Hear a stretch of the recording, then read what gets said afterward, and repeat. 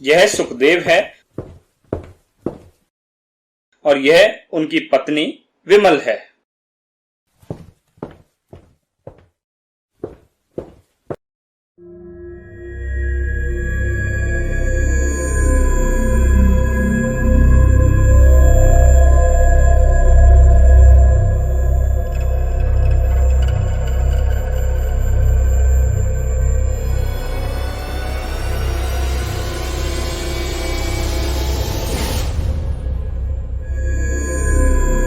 सुनो, क्या हुआ? आप क्यों गिरे?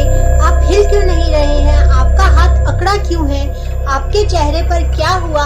कृपया मदद के लिए आओ, देखो क्या हो गया है। एक स्वस्थ आदमी कुछ ही मिनटों में एक छड़ी पर निर्भर कैसे हो सकता है? यह सवाल विमल के पास था, इसीलिए वे डॉक्टर से बात करने चली गई। डॉक्टर साहब, कृपया मुझे बताओ कि मेरे पति के साथ क्या हुआ है? क्यों वह ऐसा चल रहे हैं जैसे वह अपंग और विकलांग हो? बहन, ऐसा इसीलिए है क्योंकि उसे स्ट्रोक हुआ है। स्ट्रोक? वो क्या होता है? मैंने देखा है कि कैसे इस स्ट्रोक से उनके हाथ और पैरों में बदलाव आया है, लेकिन क्या परिवर्तन उनके शरीर के अंदर हुआ है? कृपया आप मुझे समझा सकते हैं?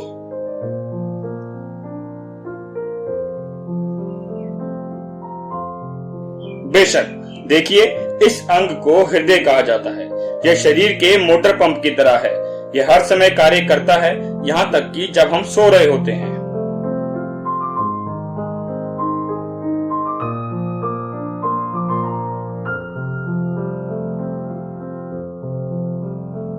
अब एक मोटर पंप क्या करता है? यह कुएं से पानी पंप करता है और खेतों में पहुंचाता है।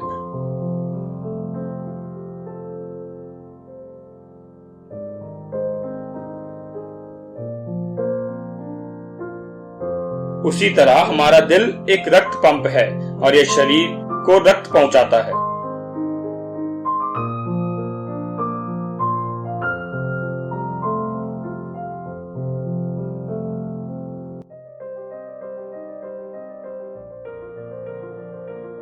ये लाल ट्यूब या धमनियां मस्तिष्क को शुद्ध रक्त पहुंचाती है। ये नीले पाइप या नसें मस्तिष्क से दिल तक अप्रपित रक्त को वापस लाती है। इस तरह रक्त वाहिकाओं का एक नेटवर्क बनता है और हमारे शरीर के सभी हिस्सों को रक्त पहुंचाता है। तो दिल पूरे शरीर को रक्त पहुंचाता है, एक मोटर पंप की तरह? हाँ बहन, और अब देखते हैं कि एक रक्त पाइप वास्तव में कैसे काम करती है। यदि हम एक रक्त पाइप को आधे में काटते हैं तो हम क्या देखेंगे? हम देखते हैं वहाँ ब्लड पाइप बढ़ता है या घटता है। अगर आप बारीकी से देखेंगे तो ब्लड का प्रेशर बढ़ने पर पाइप साइज में बढ़ जाता है और प्रेशर कम होने पर साइज में कम हो जाता है। इसे ब्लड प्रेशर या बीपी कहते हैं। एक मशीन का उपयोग करके बीपी मापा जाना चाहिए। अगर बीपी हाई है तो हम कहते हैं व्यक्ति को हाई बीपी है। क्या बीपी और मेरे पति के लकवे के बीच कोई संबंध है?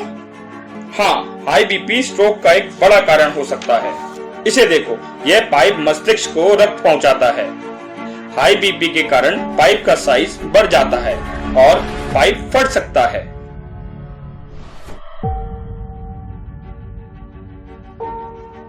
मैं एक उदाहरण के साथ समझाता हूँ। यहाँ पानी का प्रेशर ज्यादा होने के कारण ग्रीन पाइप फट गया है। इसी तरह यहाँ ब्लड प्रेशर बढ़ने से ब्लड पाइप फट गई है।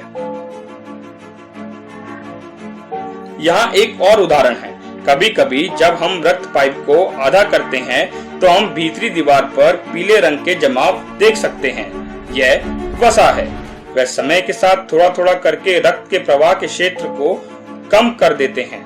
हम इसे रुकावट कहते हैं। इस रुकावट के कारण मस्तिष्क से हिस्से में समय के साथ रक्त की आपूर्ति कम हो जाती है। इससे स्ट्रोक भी हो सकता है।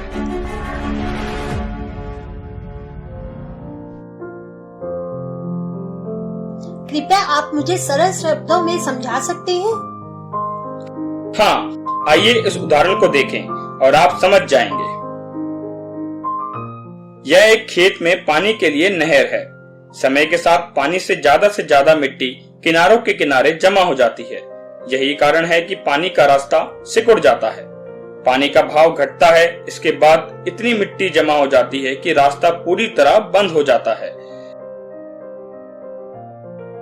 ऐसे ही वसा या फैट रक्त प्रवाह को बंद कर देता है।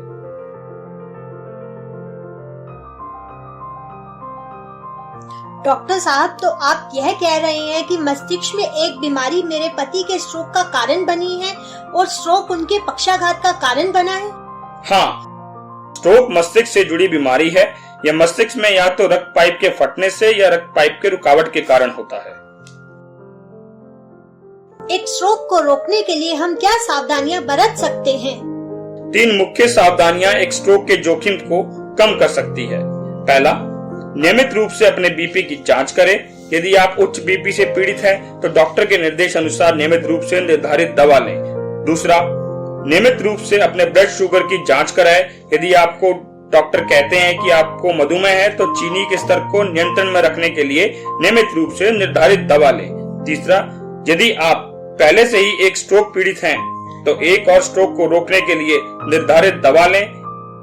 यह भी याद रखें कि इन दिनों डायबिटीज, बीपी और स्ट्रोक सभी बढ़ रहे हैं। इन बीमारियों से बचने के लिए निम्नलिखित काम जरूर करें। हर दिन कम से कम 30 मिनट तक तेज चलें। अपने भोजन में अतिरिक्त नमक ना लें।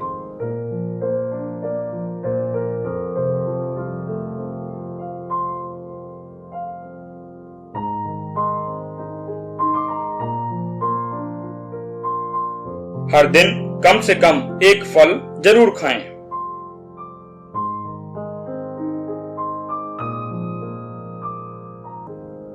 हर दिन कम से कम एक हरी सब्जी जरूर खाएं।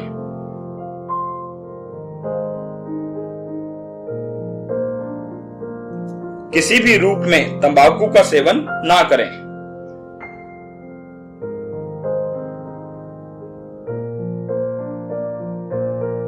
शराब या मदिरा ना पिएं।